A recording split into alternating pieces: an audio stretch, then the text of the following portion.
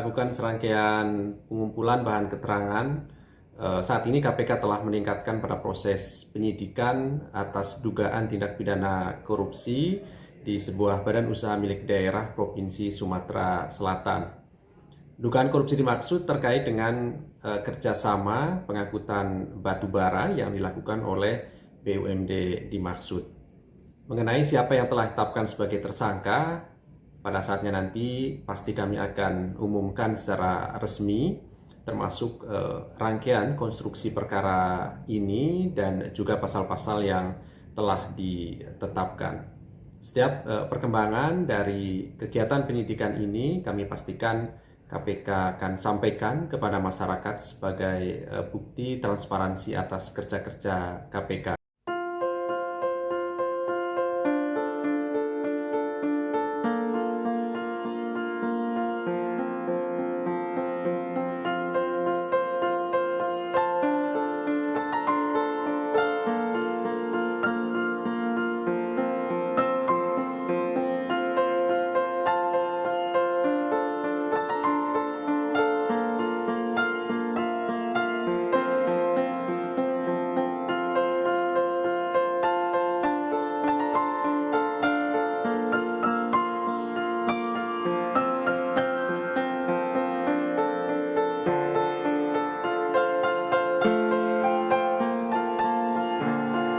Setelah melakukan serangkaian pengumpulan bahan keterangan, saat ini KPK telah meningkatkan pada proses penyidikan atas dugaan tindak pidana korupsi di sebuah badan usaha milik daerah Provinsi Sumatera Selatan.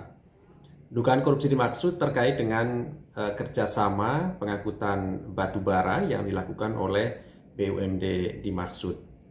Mengenai siapa yang telah ditetapkan sebagai tersangka, pada saatnya nanti pasti kami akan umumkan secara resmi, termasuk rangkaian konstruksi perkara ini dan juga pasal-pasal yang telah ditetapkan. Setiap perkembangan dari kegiatan penyidikan ini kami pastikan KPK akan sampaikan kepada masyarakat sebagai bukti transparansi atas kerja-kerja KPK.